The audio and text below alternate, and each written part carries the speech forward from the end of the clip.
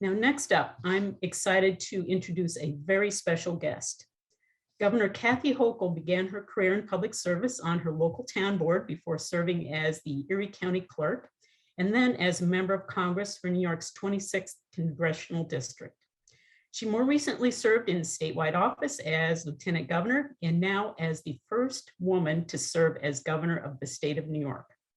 Governor Hochul has a long history of being a champion for women and families. Some of the issues she has worked on include paid family leave, the gender wage gap, access to affordable health care, childcare, and workplace discrimination, among many other initiatives. In 2006, she joined her mother and aunt in establishing the Kathleen Mary House, a transitional home for victims of domestic violence.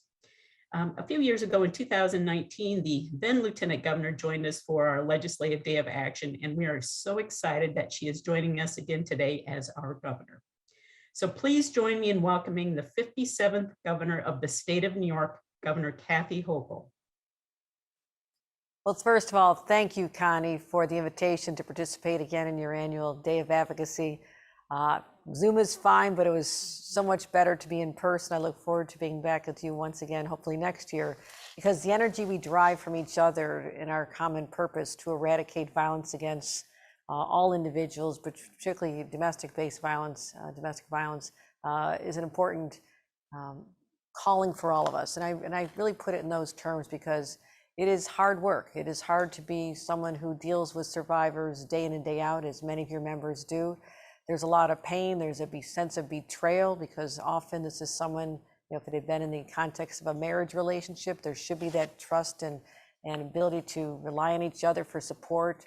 And when that's betrayed and the environment turns either verbally or physically abusive, it really shakes a human being to their core, and they need extra help to help them recover. And also the impact on children. What happens to a child who grows up in an environment where there should be love and unconditional love among the parents, and they see that broken down.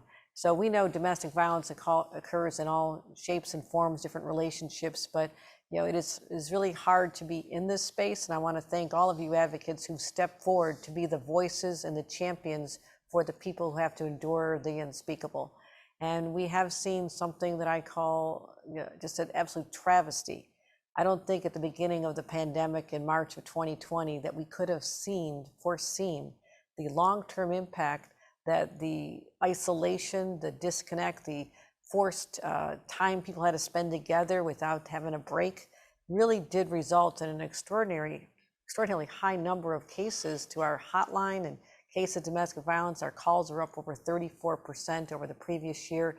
And those are all cries for help. Those are people who are in an environment where they just know they can't sustain it any longer. So I thank all of you for being part of the system of help and recovery and support.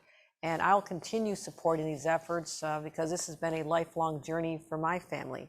Back when I was a college student at Syracuse University, my mother also decided to go back to college and become a social worker. And her first internships and her early work in her career were to help victims of domestic violence, except back then they were called victims of wife beatings. That was the narrative back in the late 70s. And she became a champion. I remember hearing her on countless phone calls as she took calls from clients and tried to build up self-confidence in women and to help them have that independence, often to leave a relationship that they felt trapped in and to take their children with them. Which is why later in life, my mother was, at the time, my mother was one of the co-founders of the Erie County Commission on Domestic Violence and was a true champion to help establish a place called Haven House. But later, for my mother's 70th birthday, she decided that she wanted to not have a party, but she literally wanted to have a family effort to open a home for victims of domestic violence, a transitional home where people could go for more than just a couple of days, but literally spend 6 months or a year and get the children there as well, get them in a new school, get them into a nurturing, loving environment, and teach them about how to have life skills that they did not have before. So this was an important part of my life's calling as well, to focus with my mother and my aunt to create this environment. And it was named after, Kathleen Mary House. I'm named Kathleen Mary, but that's after my mother's mother, who also had to endure emotional abuse from an individual who did end up walking out. Her husband walked out on my mother when she was just a child. So that's a phenomenon that permeates many families. Many times you would not expect it goes on, or even in dating relationships or partner relationships, but it's real, it's there, and it's only gotten worse. So I'm going to continue now as governor to be in a position to really do something about it. And that means also supporting programs like the $90 million we just put in our budget for domestic violence and sexual assault violence protection programs, as well as making sure that we fully support our Office of Victim Services, another $14 million for that as well. And we are the only state in the nation that has a cabinet level agency that deals with gender-based violence. And that is another statement of our values, a statement of our priorities to help people recover. So I just want to lend my voice to all of those who extend our gratitude as representatives of this state, our other elected officials you'll be hearing from today, all believe in what you're doing.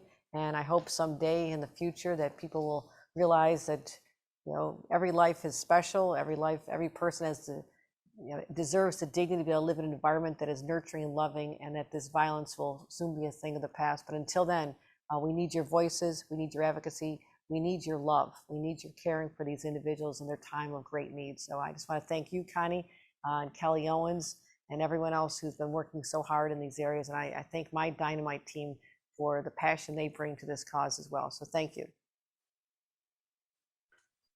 Thank you so much, Governor. And we truly appreciate having this time with you this morning. Really appreciate all your support and your long-term commitment to working to end domestic violence in New York. And Thank you. With much appreciation. I hope you have a great day ahead of you. Thank you. Really appreciate it.